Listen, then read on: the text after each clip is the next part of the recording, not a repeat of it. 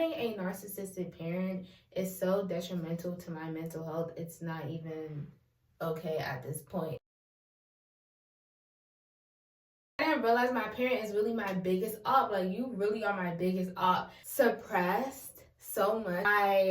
As a kid, to the point now, coming up as an adult, everything's showing itself as an adult.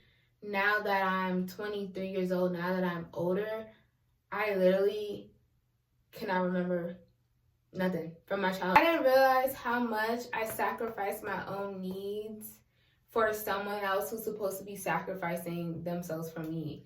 You know what I'm saying? That's just how it works. If you're going to be a parent, that's your responsibility. Your responsibility is your child. Yes, you have to always take care of yourself.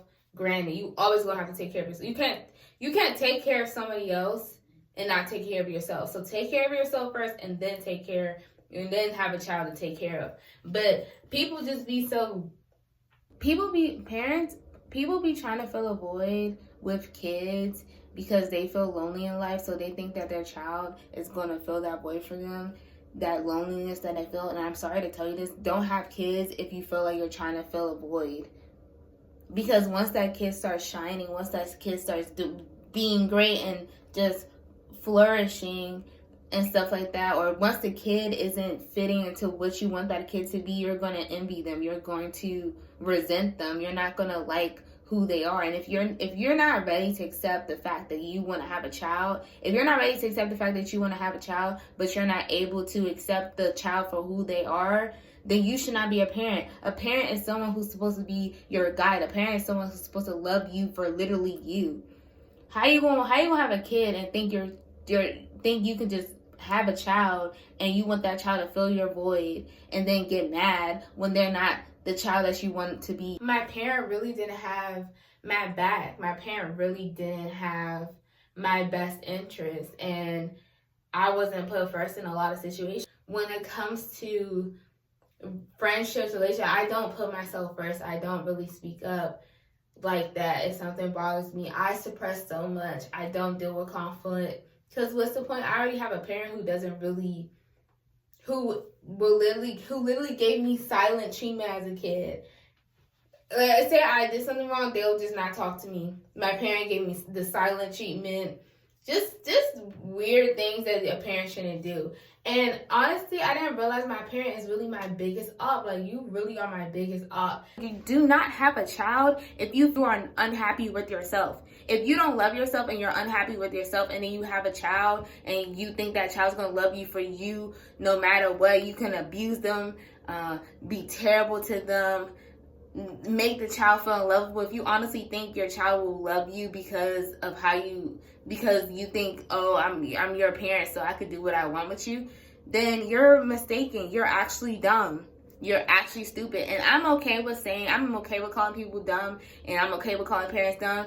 If you're a parent and you actually generally don't treat your child good, and you're cheating, and then you're wondering why my child don't talk to me, why my child don't do this, you are a terrible person. This home that's supposed to be a home is so insufferable. I just graduated from school. It's about to be a year, February 17th. But the mere fact that I graduated from college, like, that's a compliment in itself. I've had people reach out to me. I had agents and stuff reach out to me to represent me. I survived. Like, I feel like I deserve a little credit too. And the mere fact that I'm coming home, I didn't know me coming home was going to actually be basically hell. And it's crazy because when I was a kid, I'm kind of rambling, but when I was a kid, I wrote on my wall, like, this is hell. But there's a reason I did that. I don't think I've really, as a child, I think because my parent was so wishy-washy, my parent would be very mean to me, say cruel things to me, or maybe hit me, beat me up, whatever the case may be. And then the next day it's like, no, not the next day, the next 20 minutes or 30 minutes after, nice of a gesture or whatever. And I think I've dealt with that all my life, of being abused and then getting a treat for something. Now it's just, oh, like normal. And props to kid me, because as a child, I know I had to pick up on cues, try to read my parents' mind, stuff like that. And I was really just on it with my parents, trying to read my parents' body language, this and the other. I don't wish this on anyone. Having a narcissistic parent is one of the worst things someone can go through. I'm not saying that, anybody's trauma is worse than anybody else's, but having a parent as a narcissist is a whole nother level. Like, this person's supposed to be your biggest fan. This person's supposed to be there for you. This person's supposed to be someone who loves you unconditionally, someone who's supposed to be there for you, someone who's supposed to be on your side, someone who, when you're down bad, just you can lend on your parent. That's supposed to be someone there for you through thick and thin. I want you to know that this place makes me feel so insufferable. This place makes me feel that I can't thrive. This place makes me, it's such a triggering place. Like, even when I hear my parents' voice now, when my parents try to touch me or hug me, I feel so uncomfortable. Responses, please don't touch me. I get very, this is the word, I just get very, I feel so angry. I feel so angry with my parent. If you're a parent, you are in a whole other standard for me, and I can't let that slide. Like, you're my parent, that's your responsibility. I know that you're a human being, but it's so hard for me in my mind to see my parent as just a human being that makes mistakes. Like, I get it, no one's perfect, but at the end of the day, you're supposed to be a good parent. So you're not supposed to be mentally abusive. You're not supposed to be physically abusive. You're not supposed to be physically abusive if somebody don't get you no toothpick at the time you need it. You're not supposed to be coming for people. You're not supposed to just doing a lot of things. You're not supposed to be territorial. I remember my parent literally told my ex-best friend, like, oh yeah, I'm very territorial over my daughter. That is not okay. The fact that my parent has caused me harm physically and mentally, and then they're saying, I'm basically your parent, so I can do what I want with you. It's crazy. You need to seek help. And my parent is about 6 years old. Like, baby, you and your generation need to seek help. You and your generation need to go to therapy. You and your generation need to figure out yourself, because I cannot. And my thing is, I went through so much since coming home from college on February 17th. I did not have a break, y'all. It's so sad, because I was on acting gigs. I wanted to focus on just certain things, but it was so hard. I couldn't focus on anything because I was like, I can't even act right now. Like, I genuinely cannot act right now because my mind is just not right. My mind is not there. Even if I allowed myself to be, it was so much stress. I was considering even being homeless. I couldn't stand being here.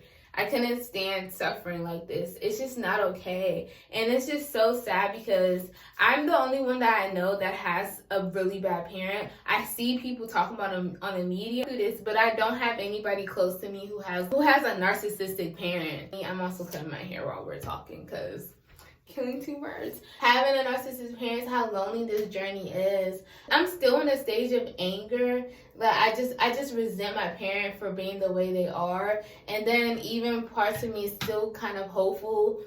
So I try to tell my parent, like, hey, you did this wrong. Hey, you did that wrong. Like, hey, this is what you did and it's not okay. And my parent always deflects. My parent always either blames me for a situation or how they reacted. For example, I don't mind telling the world.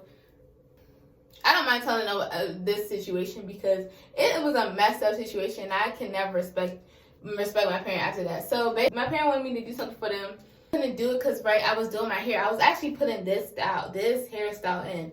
So my parent basically was upset, and I'm telling my parent, like, hey, you didn't tell me to do this stuff. Like, if you would have told me, hey, could you do this? I've done it beforehand, but you're telling me to do it when I'm actually doing something is just kind of crazy to me because you see me, I'm doing my hair right now. So I told her, like, hey, I told my parent, hey, I'm doing my hair right now.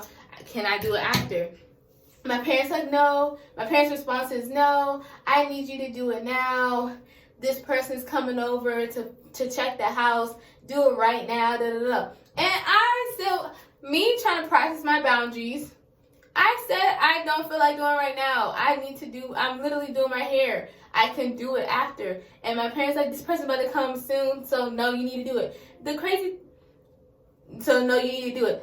thing is, my parents the one who put that thing down there in the first place. My parents just wanted me to fix something because I took something out and I had to put it back in. So much to the point I just don't remember anything, and it's just been a coping mechanism. I'm getting off topic, but I'm going to get back on topic. Let me give y'all the gist of what happened. So I said, can I just do it later, basically? And my parent got mad at me. I wasn't talking to my parent in a mean tone or nothing. My parent got mad at me and then basically said, well, so my parent basically tried to threaten to say they're going to throw my stuff out, right? Remind you, my parent literally, when I was over my boyfriend's house, I guess, because I started sleeping at my boyfriend's house, I came home last February, like a lot, and I've never done that before. Like, I've been sleeping there almost every weekend. So I think my parent didn't like that, and my parent went in my room, and my parent I had a cardboard box under my bed. Let me let you know. It was under my bed. My parent went under my bed through this specific cardboard box. It was the only cardboard box there. You know what that cardboard box had? My Uncle Mickey, who passed away, he would give me cards. So all the cards throughout my life as a kid, he gave them to me and Auntie Rachel. So I have those cards. All just cards that people gave me. Even cards from my boyfriend's auntie, my boyfriend. Oh my, I'm just getting mad again. Just talking about it just make me mad. When my boyfriend asked me to be his girlfriend, is in there. That card was in there. So you know what my parent did? My parent threw my cardboard box. And this cardboard box was heavy. To the point it's like, what is in here? Maybe I should look in it. No, my parents just didn't care. Went in my room, threw it in the trash. This happened 2024. So this is the summer of 2024. This is how it's been going for me, summer 2024. So I'm just like, okay. That really hurt me. Clearly, my heart is hurting. My heart is broken. My parent constantly makes these threats now. Oh, I'm going to throw this away. I'm going to throw this away. Like, my parent has been throwing stuff that meant a lot to me for a very long time. The audacity in this moment while I'm doing my hair, while I'm taking my hair out, to say, well, don't get mad when I start throwing your stuff in the trash, as if you have not been doing that. Like, let's be real. You've been doing that since the get-go. Like, what are we actually talking about right now? So my parents said that, right? And then, wait for it. Let me look at you. Let me look at you, and let me let you know what my parents said. So I have mental disorders and stuff like that. So I get very sad. I get very depressed. Moods are very up and down. Since I've been here, my moods have been so up and down to the point there's no balance, and I've never had a up and down moment so much. But it was just bad. It was just up and down, like a pacing up and down. Sad, mad, happy, sad, mad, happy, sad, mad, happy, sad, sad, mad.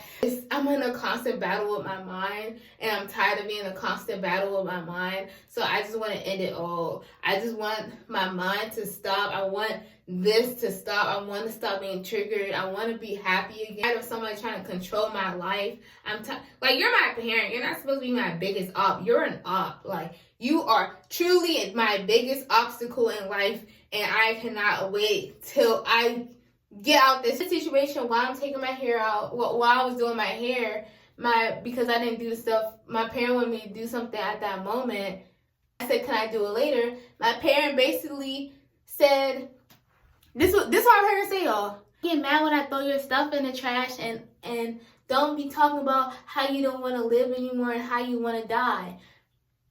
That's crazy to me. The thing is, I was shocking. But the thing is, I didn't realize, and I'm paying attention, and this is where we're trying to heal. Okay? So I noticed reactions when I get hurt and stuff, I might not feel it in that moment. I don't know why. I might not feel it in that moment, but my body will feel it. My body will let me know. My body will let me know, like, hey, you're feeling something. Deal with it right now. So, because I've noticed just learning about myself this past year, when someone does something to me that's like very hurtful, very mean, I might not feel it in a moment, but I could feel it a month later. And then I'm just like, wow, I don't want to be friends with you anymore. Or I don't want to talk to you anymore. And I just go ghost. That's a bad habit. But like that, learn, how do I make myself feel better? How do I heal from this? Or start healing from this? So my parent basically said that comment about how I don't want to, how, you know, my parents are going to throw myself out. And basically just saying, mocking me. And saying, don't come crying how you don't want to live anymore, how you want to die. That's exactly what my parents said. I didn't say nothing. I just had nothing to say. So then I went to the bathroom. I just started doing my hair. And I just gave myself a moment and I put on the song. I was about to say, did I come in here? I put on the song Calm Down by Remy. So when that happened, I just cried. I was just like,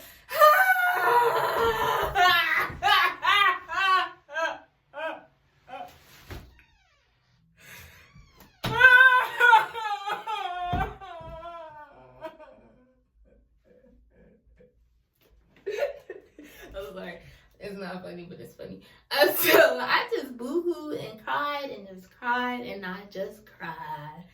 I cried. Every time of the day I cry, 'cause there's no shame. I cry 'cause my parent hates me. Wee. So I just cried and cried and cried. And then I told myself that it's okay. I told little me that it's okay. And that, you know, I just started listening to music that made me feel just connected with God and made me feel connected with the earth. So I was playing Rema and then I played Laku. It's a Haitian song. I definitely recommend this song.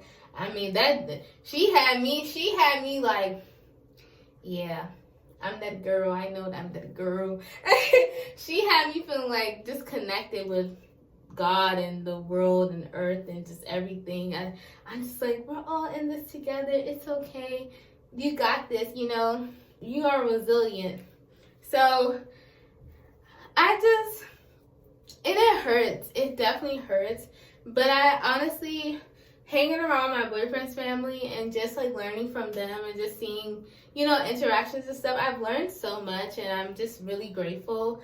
Because being around, even friends, family, just being around big families always kind of made me uncomfortable. Because I don't have a big family. Suicide was a joke, bruh. And it makes, you know how mad it made me to the point I'm like, bro, I should just do this just to prove a point that this was not a mother freaking joke. But that is crazy. But I thought about it. I sure did. I sure did. Because I'm like, you really are playing. But then I have to think about, no.